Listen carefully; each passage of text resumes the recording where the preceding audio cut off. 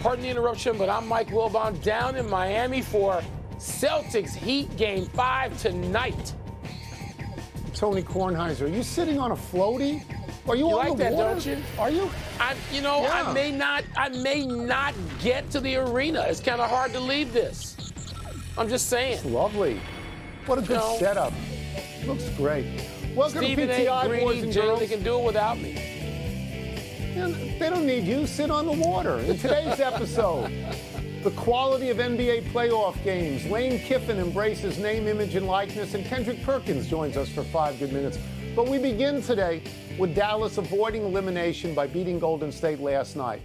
The Mavericks made 20 of 43 three-point shots, and Luka Doncic had 30 points, 14 rebounds, and 9 assists. The Mavericks are now 3-0 in must-win games in these playoffs. Wilbon, did last night provide a repeatable blueprint for Dallas to climb back into this series? If by repeatable you mean 3 or 4 times, then my answer is no. By repeatable, if you mean one more time, I think that's very possible.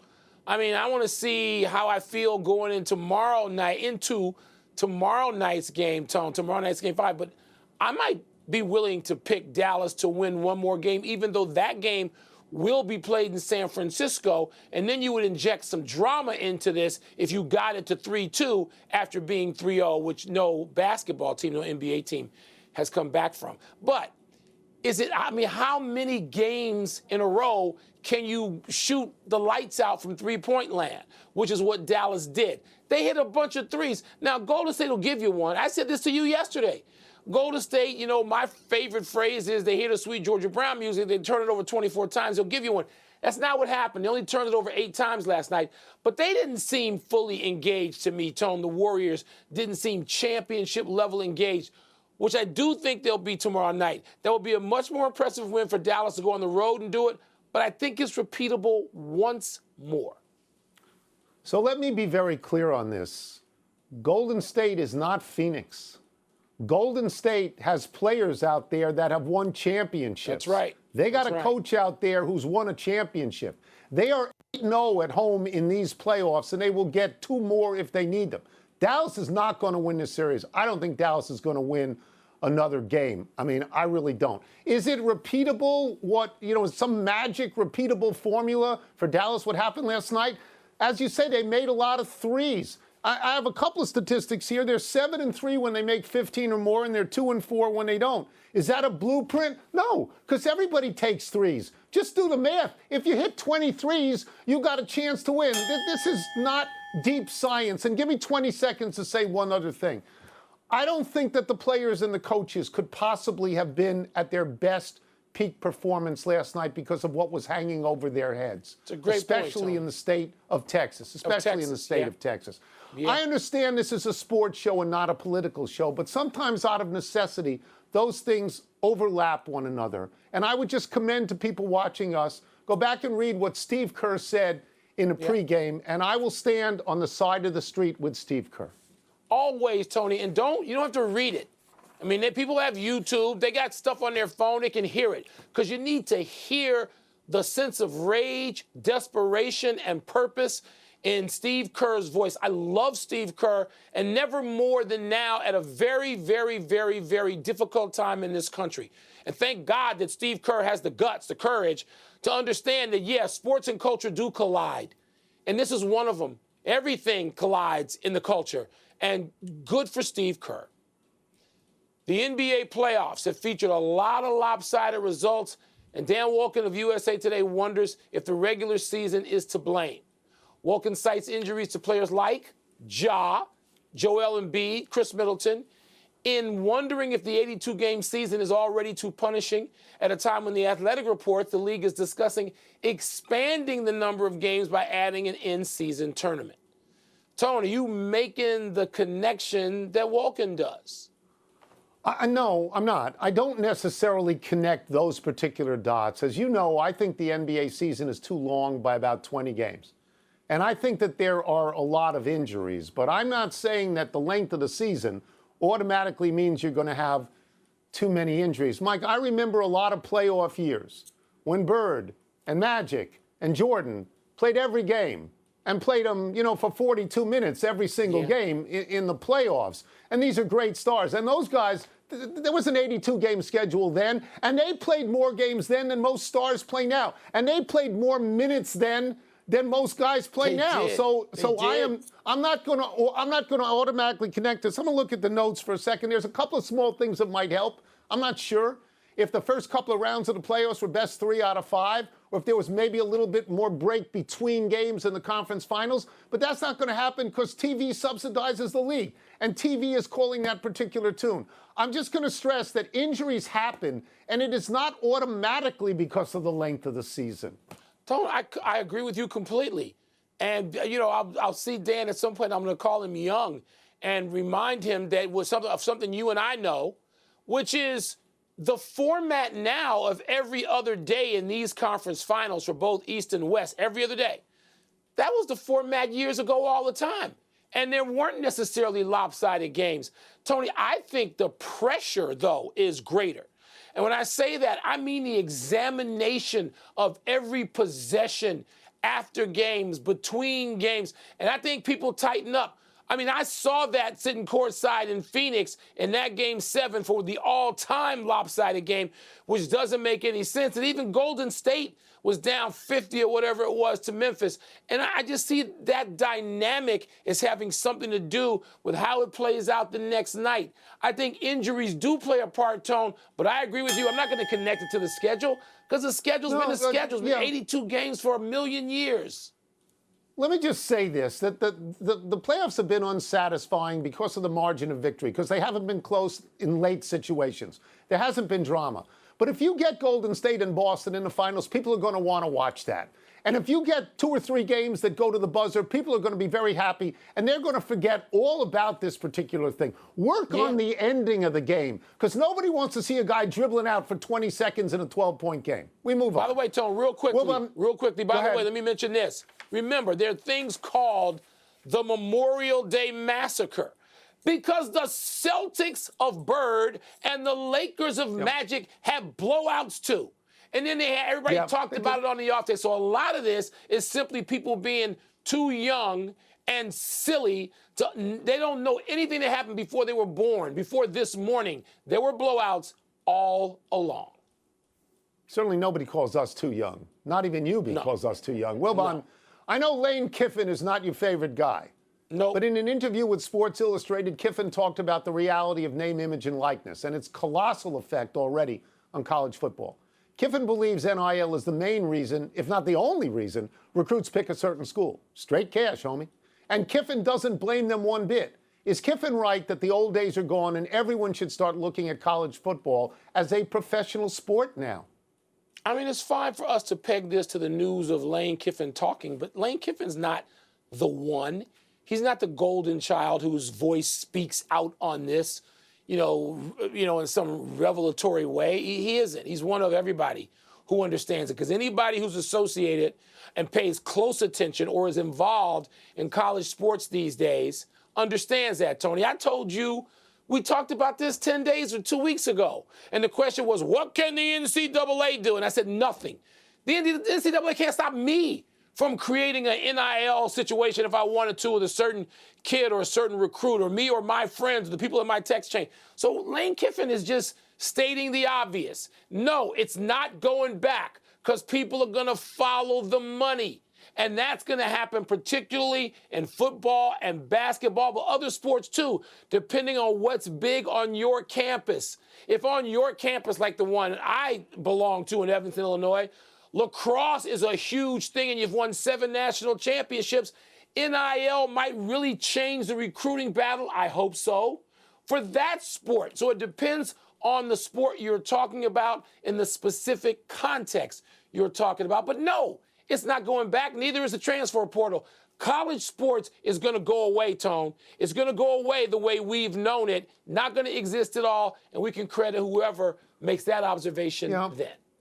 So I read the Lane Kiffin quotes, and I found myself agreeing with him straight down the line. I had Pat Forty of Sports Illustrated on the podcast this morning, and Pat said, there are no real rules anymore. There are some guidelines, but nobody enforces them, and the NCAA doesn't really know what to do. So when Lane Kiffin says this is pro football, I tend to agree with him. When he says there ought to be a salary cap, I totally agree with that because that would get some equality in terms of what you could Can't spend. have it. When he says Can't players ought to have contracts, I find myself agreeing with that because each year players are free agents and they can, if they want, go right into the transfer portal, and they can come back. Let's say they like the school they're at or the coach they're at. They say, here's what you have to match, and then I'll come back. And if you don't match the money, I'm going to leave. And I think if coaches out there don't recognize that, as we say, the horses are out of the barn, they're going to get fired.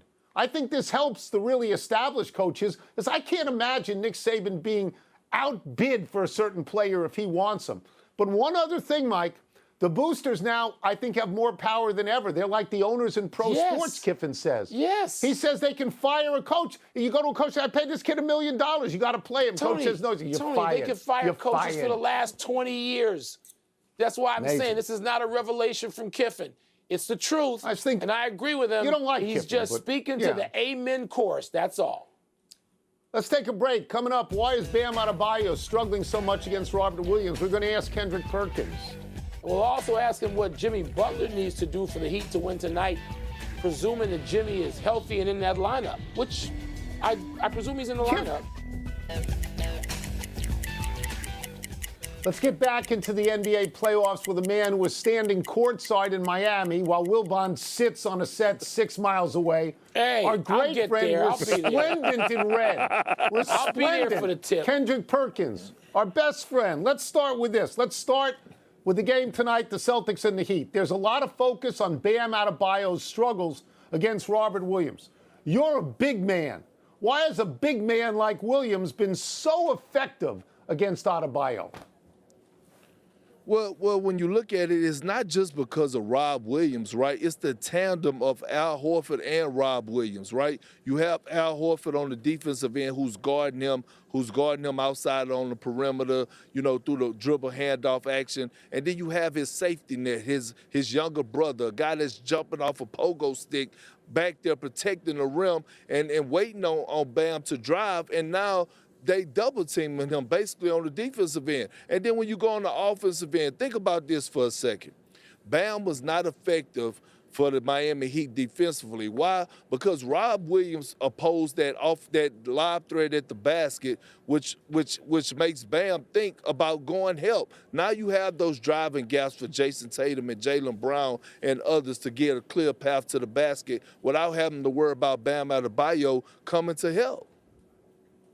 So, Perk, we know, as you just explained, that Bam has his challenges. The question is, how challenged is Jimmy Butler going to be? He is not on the injury report going into this game. But, Perk, it seemed like he was limping to me. I know Jimmy doesn't want to give excuses, doesn't want to be on the injury report, but how does he look to you? I mean, he doesn't look 100%, but I don't believe at this point, Wilbon, nobody's 100%. And once he get between those lines, two people who are not trying to hear that, Jaylen Brown and Jason Tatum. Listen, Jimmy Butler has been a top 5 player in these playoffs this postseason. And at the end of the day, he's going against another top 5 player in Jason Tatum. Now you at home, the series is tied up. You know what to do. Go in the back, get that total raw shot, feel pain-free, and let's go to war. It's time to go to war tonight. No excuses. All right, speaking of going to war, let's go to the war that may be evening up a little bit out west between the Mavericks and the Warriors. Perk, I know earlier in the playoffs, you and Tony, of course, weren't that high on Dallas, but they got through past my Suns. Do you think that the Mavericks have one more win in them? Can they reproduce what they did last night, tomorrow night in San Francisco? You know what? I do. And you know why? Because of a certain individual by the name of Luka Doncic. And he just don't give a damn, right? He don't care. You could drop him anywhere in America. I don't care if it's LA Fitness, the YMCA, the hood in every state. He's going to adapt and he's going to be the best version of Luka. And so when you have a player that's that talented, that has that type of tenacity, that carries that type of mindset, whether he's at home or away, yes, the Mavericks could pull out another win. And then you have the leadership of Jason Kidd that has that locker room still believing. And so long as they have belief in that locker room, nothing else matters. And I do think that they could possibly go on the road and get a win against the Golden State Warriors. I'll get you out of here on this, but I just want to set the record straight for Wilbon and others who think that we were completely wrong, about Phoenix and Dallas. We didn't expect Phoenix to choke like dogs. They choked like dogs, Phoenix. That's all I want to say. And now we'll get to the question. The playoffs in general have had so many lopsided games. They haven't been close late. Just too many games, 20-point games all over the place. Why do you think the playoffs have been so lopsided? You ready for this? I blame analytics. You know why? Because now all of a sudden we're watching bad basketball. When I say bad basketball, I'm talking about on the offensive end. We're watching guys have wide open layups to do what? Kick out for three-pointers. That is just bad for the game. And when you look at these lopsided games and these losses, go look at the teams and look at what they shot from the three-point line and look at and see why they actually lost or why they actually won the game. To me, too many games have been decided on how the team has shot from the three, and that all has to do with analytics. The mid-range is dead. Nobody want to take wide open layups. Everybody want to get the three-point shot. I blame the analytics for that, Tony. Yes, sir. Wilbon, you must love that. Amen. Of course, Wilbon loves that. Perk, Thank you, Kendrick. Bringing it. Thank you, sir. Thank you. Perk, bringing it. I appreciate y'all, my good brothers. Let's take one last break. Still to come, the Oilers overcome a ridiculous goal. And tennis phenom Carlos Alcaraz. Happy time, people. Happy 45th birthday, Alex Anthopoulos. The Atlanta Braves general manager hit big in almost every move he made last season. With Ronald Acuna Jr. and Marcell Ozuna unavailable, Anthopoulos brought in Jock Peterson, Eddie Rosario, Jorge Soler, and Adam Duvall in July. By November, the Braves were world champions. Rosario was MVP of the NLCS, Soler MVP of the World Series. This year, Anthopoulos let Freddie Freeman go and brought in Matt Olson. That result hasn't been as great yet. Freeman has 2 less homers than Olson, but 7 more RBI. His batting average nearly 60 points higher. Plus, Freeman's Dodgers are first-place team. The Braves are 3 games under 500. Yeah, but the Braves have plenty of time to get hot, Tony, if they can do that. But it looks like, the Dodgers are gold again, once again. Speaking of the Dodgers, happy anniversary, Clayton Kershaw. On this day 14 years ago, the 20-year-old Kershaw made his major league debut with the Dodgers. He went 6 innings against St. Louis, giving up 5 hits, 2 earned runs, striking out 7, and the Dodgers won 4-3. 14 years later, Kershaw is a lock for the Hall of Fame. He's 189 and 84 lifetime, a .692 winning percentage, tops in the last 70 years. Got a .248 ERA, 2,702 strikeouts. He's a World Series winner, a 3-time Cy Young winner, and he was the NL MVP in 2014. In recent years, Kershaw has been injury-prone, missing time with back and elbow issues. He's currently on the injured list with lower back pain. Tone, for a while there was a but, because his postseason performance was not up to snuff.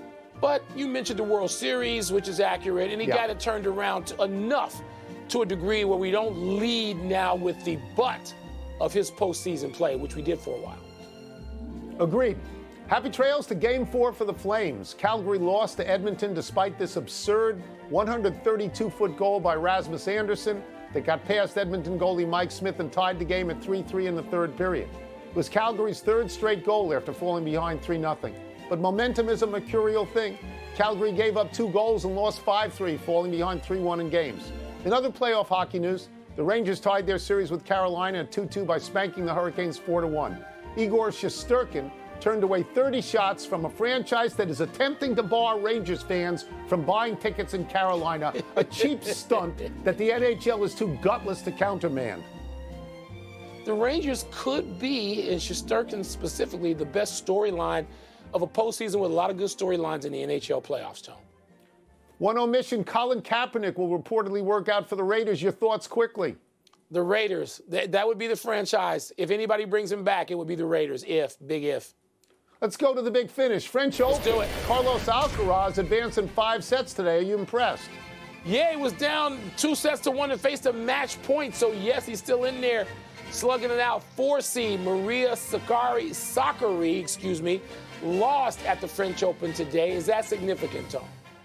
It's by the second round. 5 of the top 10 women's seeds are out. Giancarlo Stanton will have an MRI on his right calf after leaving last night's game with tightness. Is that a big deal? Doesn't have to be, but could be, depending on what that MRI reveals. Niners coach Kyle Shanahan says he still expects Jimmy Garoppolo to be traded at some point. Do you? If the coach says it, of course I do. Last one, the Avalanche can eliminate the Blues tonight, but will they? Yeah, it's in Colorado. Avalanche have been great. I got them scoring 6 goals, my over-under for the Avalanche tonight. We're out of time. We'll try and do better the next time, and I'm Tony Kornheiser. I'm Mike Wilbon. Same time tomorrow, knuckleheads. Check out NBA Countdown at 7:30 Eastern. And now, here's SportsCenter. It looks beautiful.